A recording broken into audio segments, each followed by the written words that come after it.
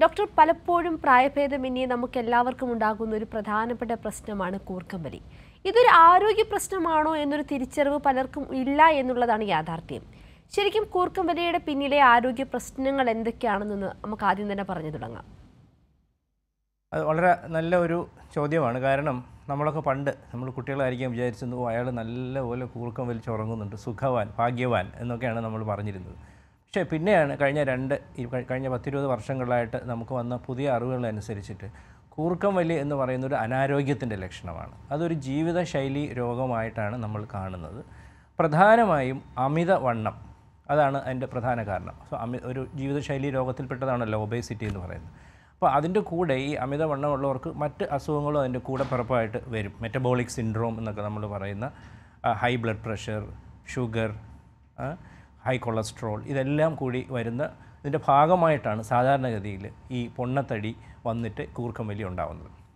അപ്പോൾ ഈ കൂർക്കം വലി കൊണ്ടുള്ള പ്രശ്നം എന്തെന്ന് പറഞ്ഞാൽ നമുക്കറിയാമല്ലോ, അമിതവണ്ണമുള്ള ഒരാൾക്ക് അവരുടെ ശ്വാസനാളി, വായു നമ്മുടെ മൂക്കിൽ കൂടെ പോകുന്ന വായുനാളികളിൽ നിന്ന് തൊണ്ടയുടെ ഭാഗത്തുള്ള കൊഴുപ്പ് കൂടുതലായിരിക്കും. ആ തൊണ്ടയുള്ള ഭാഗത്തുള്ള കൊഴുപ്പ് കൂടുന്നത് നമ്മളെല്ലാം ഉറങ്ങുമ്പോൾ നമ്മുടെ ആ കൊഴുപ്പും അതിൻ്റെ മുകളിലുള്ള ഭിത്തിയും താഴോട്ട് കുറച്ചൊന്ന് താഴും. അതെല്ലാവർക്കും താഴും. എന്നാലും കുറച്ചൊരു സ്പേസ് ഉണ്ടായിരിക്കും ഉറങ്ങുമ്പോൾ നമുക്ക് വായു സഞ്ചാരം കിട്ടാനും ഓക്സിജൻ നിലനിർത്താനും.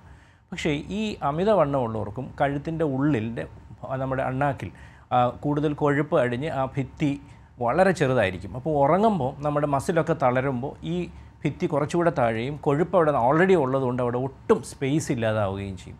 അപ്പോൾ എന്ത് സംഭവിക്കും? എയർ ഒരു വളരെ ചെറിയ സുഷിരത്തിൽ കൂടെ ഞെരിങ്ങി പിതുങ്ങി പോകുമ്പോഴാണ് നമുക്ക് ആ കൂർക്കം വലിയുടെ ശബ്ദം കേൾക്കുന്നത്.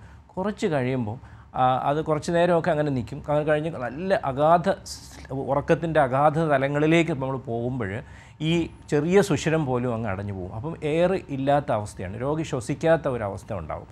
ഇതിനെയാണ് നമ്മൾ ആപ്നിയ എന്ന് പറയും. അത് ശ്വാസം താൽക്കാലികമായി നിന്നു പോകുന്ന അവസ്ഥ. ഈ താൽക്കാലികമായി നിന്നു പോയി കഴിഞ്ഞാലുള്ള പ്രശ്നം എന്താണ്? തലച്ചോറിലേക്ക് ഓക്സിജൻ കിട്ടുന്നില്ല. നമ്മൾ ഏതാണ്ട് കുറച്ച് നേരത്തേക്ക് ശ്വാസം ഇല്ലാതെ മരിച്ച അവസ്ഥയിൽ കിടക്കുകയാണ്.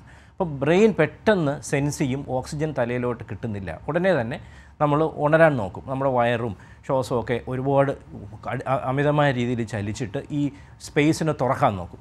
ഇങ്ങനെ തുറക്കാൻ നോക്കുമ്പോൾ ചിലപ്പോൾ അപ്പോൾ നമ്മൾ ഉറക്കത്തിൽ നിന്നൊന്ന് ഉണരും, ബ്രെയിൻ നമ്മളെ ഉണർത്തുമ്പോൾ വീണ്ടും പഴയ സ്ഥിതി പോലെ ഭിത്തി മുകളിലോട്ട് പോകും. തൊണ്ടയിലുള്ള കൊഴുപ്പ് കുറച്ചൊന്ന് മുകളിലോട്ട് പോകും. ഭിത്തി മസിലിൻ്റെ ടോൺ വരുന്നതനുസരിച്ച് കുറച്ച് മുകളിലോട്ട് പോകും.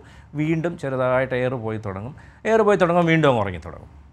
അപ്പോൾ ഇങ്ങനെ ഒരു മണിക്കൂറിൽ 20-30 പ്രാവശ്യം നമുക്ക് തലച്ചോറിലേക്ക് ഓക്സിജനും കിട്ടുന്നില്ല, ശ്വാസവും നിന്ന് പോവുകയാണ്. ഇങ്ങനെയുള്ള അവസ്ഥയാണ് നമ്മൾ ഈ ഒബ്സ്ട്രക്റ്റീവ് സ്ലീപ്പ് ആപ്നിയ എന്ന് പറയുന്നത്. അത് ഉറക്കത്തിൽ ഉണ്ടാകുന്ന ശ്വാസ തടസ്സവും കൂർക്കം വലി കൊണ്ടുണ്ടാകുന്ന ശ്വാസ തടസ്സവും ഓക്സിജൻ കുറയുന്ന അവസ്ഥയും. ഇതിനെയാണ് ഒബ്സ്ട്രക്റ്റീവ് സ്ലീപ്പ് ആപ്നിയ എന്ന് പറയും. അപ്പോൾ എന്താണ് ഇതിൻ്റെ എന്ത് സംഭവിക്കും? നമ്മളൊരു 6-7 മണിക്കൂർ ഉറങ്ങുമ്പം ഒരു മണിക്കൂറിൽ 30 പ്രാവശ്യം ഒരു മനുഷ്യൻ ഉണർന്നാൽ തലച്ചോറിന് ഉറക്കം കിട്ടുന്നില്ല.